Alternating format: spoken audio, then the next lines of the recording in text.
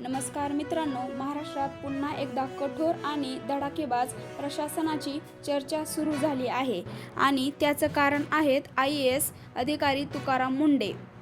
अन्न व औषध प्रशासनाचे आयुक्त म्हणून तुकाराम मुंढे यांनी भेसळखोर बनावट औषधे विक्रेते आणि गुटखा माफियांविरोधात मोठी मोहीम उघडली आहे.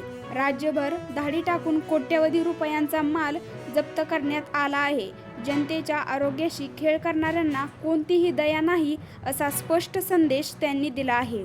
त्यांच्या या धाडसी कारवायांमुळे सामान्य नागरिकांकडून त्यांचे खूप कौतुक होत आहे. कठोर प्रशासन आणि प्रामाणिक कामाची ओळख म्हणजे तुकाराम मुंढे. तुम्हाला काय वाटतं? अशा अधिकाऱ्यांची देशाला गरज आहे का?